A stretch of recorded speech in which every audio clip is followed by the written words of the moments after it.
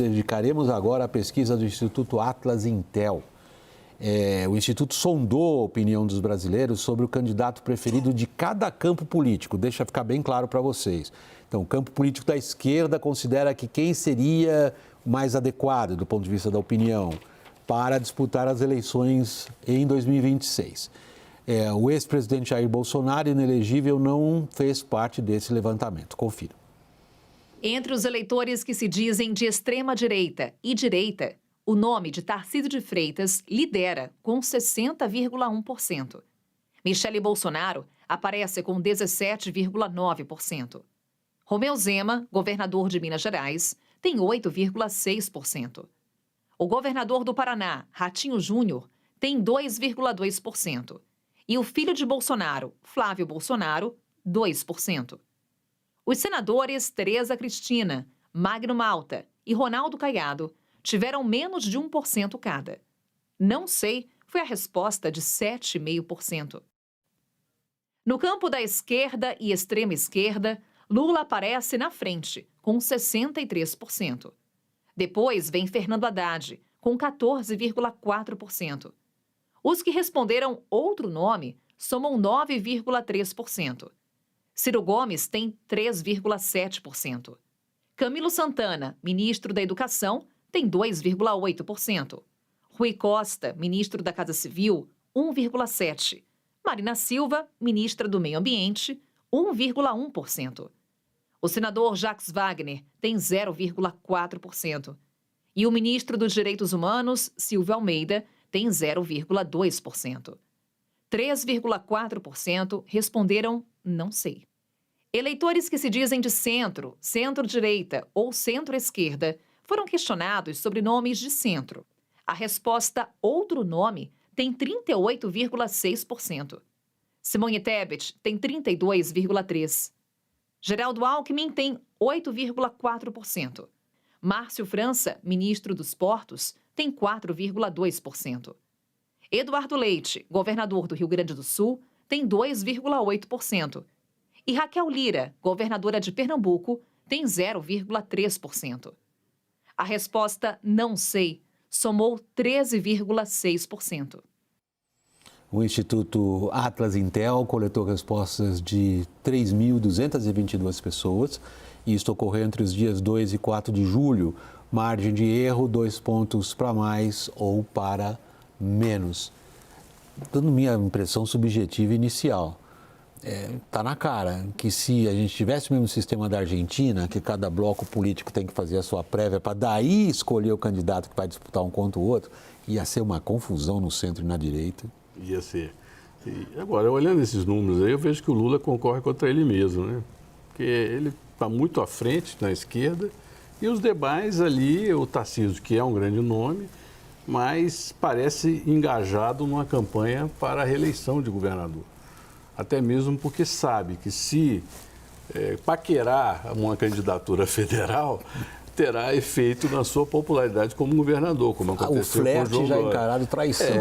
Então é o seguinte, o governador Tarcísio vai ficar longe desse debate e consolidar a sua gestão em São Paulo e só irá ser candidato se houver uma romaria, um momento final de total apelo para que ele seja candidato. Yuri, eu sempre tenho deixado você no final da fila, agora você puxa a fila. E cá para nós, né, Murilo? Só vai também, pode vir a romaria que for, só vai se tiver chance real de ganhar, porque cá para nós é muito fácil ser reeleito governador de São Paulo, salvo raríssimas exceções, um grande acidente de percurso. E você sabe que São Paulo é o lugar mais perto do Brasil, né? É um país. Daniel, Raquel...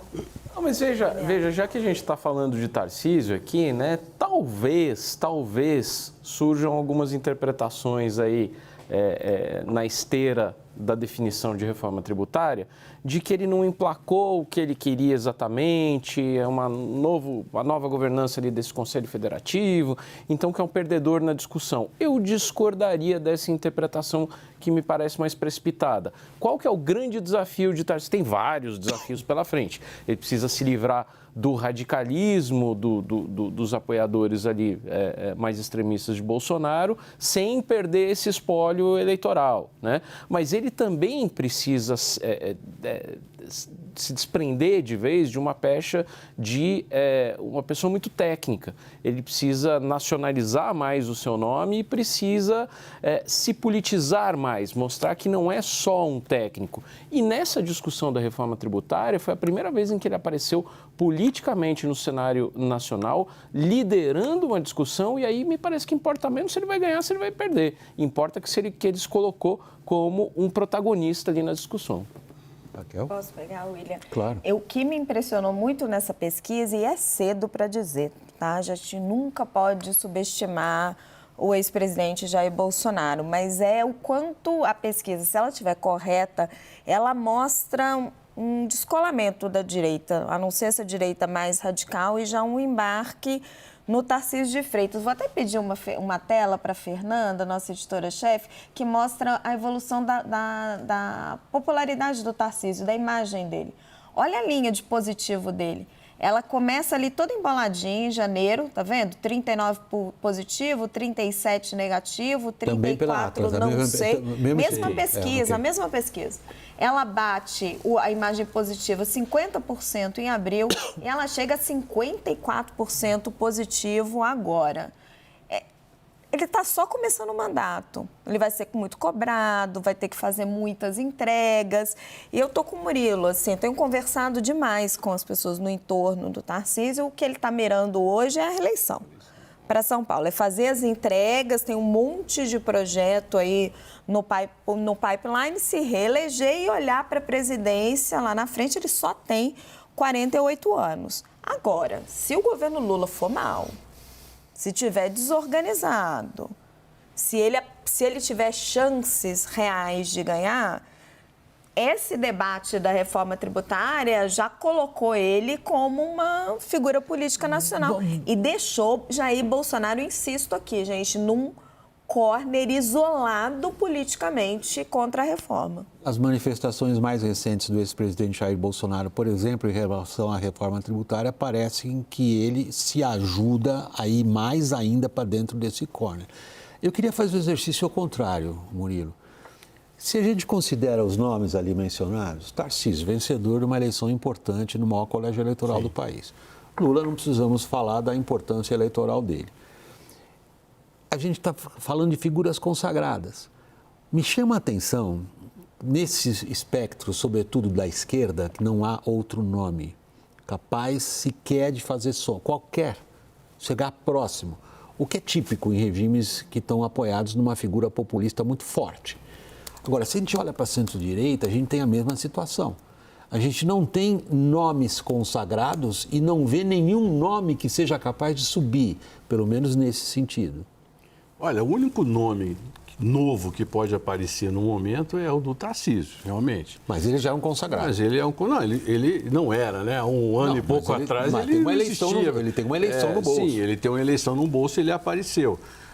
O próprio Bolsonaro, ele surge por causa da Operação Lava Jato. Se não existisse a Operação Lava Jato, não existiria Jair Bolsonaro. O fato é que há uma dificuldade de se criar lideranças competitivas, eleitoralmente falando, tanto a direita quanto a esquerda. A esquerda tem um grave problema, que de alguma forma será suprido caso o Fernando Haddad tenha êxito como ministro, porque ele já foi candidato uma vez, ele tem um nome, já tem uma marca, ele está se consolidando junto ao centro, vamos dizer, a centro-esquerda do Brasil, com sua gestão como ministro. Então, ele é um nome que pode se consolidar como alternativa futura.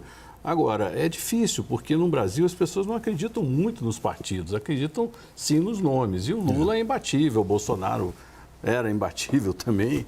Enfim, então há uma falta de nomes e o Tarcísio hoje começa a surgir como alternativa e o Fernando Haddad aparece, né, como segundo nome. Mas muito distante. Muito distante, sim. Agora, o que me impressiona é o centro, que vai decidir a eleição.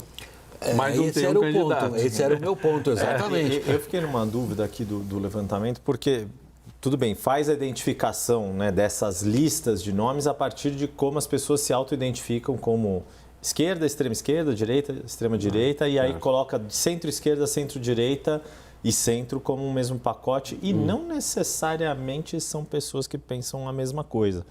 Então, e acho que até por isso fica difícil de surgir um nome dentro dessa Agora, lista. Yuri, você viu que no centro, a primeira opção é outro nome. É o outro nome, exato. E a terceira opção é não sei. Exato.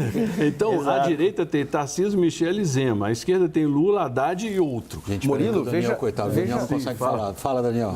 Veja quando a gente analisa esse eixo ali do centro, dos eleitores de centro, uma coisa que me chama a atenção é ali o baixo posicionamento do governador Eduardo Leite, né? Porque, poxa, se 2018 foi a eleição com Geraldo Alckmin, em que o PSDB pela primeira vez ficou fora do segundo turno, e aí 2022, a primeira eleição em que o PSDB não teve sequer candidato, mas tinha um pré-candidato que tentou se firmar até o final, que foi João Dória, e acabou desistindo, para 2026, puxa, será que sequer vai ter um nome ali competitivo? Eduardo Leite tem tentado se nacionalizar, se mostrar uma figura competitiva, mas mesmo ali entre os eleitores de centro não desponta entre os principais estados e nem o PSDB cria outra figura assim, né? Não à toa hoje, Aloysio Nunes diz em entrevista a nosso colega Vera Rosa do Estadão que o PSDB não está servindo nem para ser oposição. E recebeu uma nota furiosa em resposta do PSDB. Agora é difícil tirar a razão do Aloysio Nunes nesse sentido, Raquel Sefran. Não. Posso colocar só Claro, outra Yuri, coisa? à vontade. Porque a gente estava falando de Fernando Haddad, claro, esse protagonismo do Lula no campo da esquerda, que, enfim, chovendo molhado falar disso. Mas se por um lado ele está bem distante do Lula, por outro lado não tem ninguém próximo dele. Exatamente. E o desempenho da economia, claro, obviamente é crucial nessa equação. A grande questão que me parece colocada é que o caminho está sendo pavimentado para, em algum momento, Fernando Haddad assumir isso. Depende, claro, do seu desempenho como ministro e depende do andar da carruagem do próprio governo como um todo e das condições que o Lula vai ter para ele próprio ser Como o ele candidato se à sentir, reeleição Não, ou porque não. tem o né? fator idade, né? A gente não pode Também, ignorar isso. exatamente. Assim, ele vai, o que todo Ele vai estar com mundo que está 81 no anos. entorno dele diz é que ele é candidato, ele quer ser candidato, embora não vai admitir isso publicamente até chegar bem pertinho. Mas, enfim, a esquerda também vai precisar se reinventar e se reescrever, porque esse personagem político que carrega a esquerda durante todo esse tempo, ele está chegando ali, culminando a sua trajetória. Trajetória de altos e baixos, imensas reviravoltas. E tá ali o ministro Fernando Haddad, é óbvio que ele aparece tão baixo porque Lula existe. Talvez se ele não tivesse ali, como é o caso de Tarcísio de Freitas, Bolsonaro não está mais ali no quadradinho da urna. Então, ele consegue despontar, né, com a ausência da figura predominante. Talvez a Haddad consiga subir, mas a esquerda também precisa refletir e entender o que ela quer de sucessor de futuro. Aí usando aquele apelido que o próprio Lula deu ao Haddad, né, de ser o mais tucano dos petistas, e nessa orfandade que os tucanos têm de não ter um partido para chamar de seu, uma força política para chamar de sua, pode ser ele justamente esse vetor, inclusive para atualizar o discurso da esquerda, que a gente tanto cobra os anacronismos que o Lula vem tendo em uma série de áreas. Murilo, só para encerrar, usando a sua credencial aqui, cientista político, você mesmo mencionou a fraqueza dos partidos no Brasil. Talvez seja um dos grandes déficits que a gente tem no nosso sistema político. São partidos fracionados, de baixa representatividade, escasso apelo ideológico, talvez com exceção do PT. Sim. O que essa pesquisa nos diz em relação a correntes político-partidárias de centro-direita, tirando os nomes? Alguma coisa que a gente vê se consolidando? Olha, um ponto importante é que desde as manifestações de 2013, a direita reaparece no cenário nacional. Ela existia fortemente até 64, ela apoia o regime militar e depois ela vai encolhendo com vergonha do regime militar.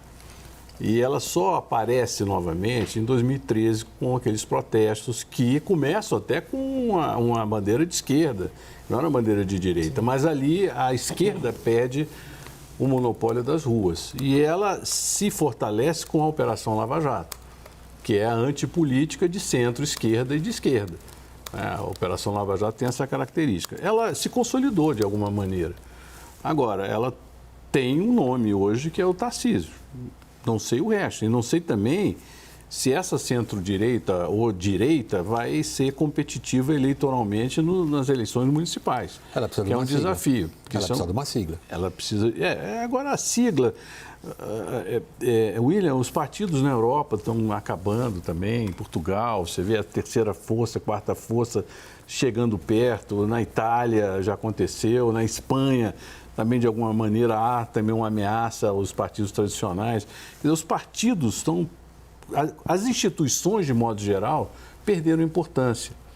E o Brasil não teve instituições partidárias fortes e já vive um momento de declínio das instituições. Quer dizer, é como pular do analfabetismo para as redes sociais sem passar por uma leitura qualificada. Então, esse é um problema das nossas instituições partidárias no Brasil. São débeis, quando que o mundo inteiro também começa a debilitar as próprias instituições.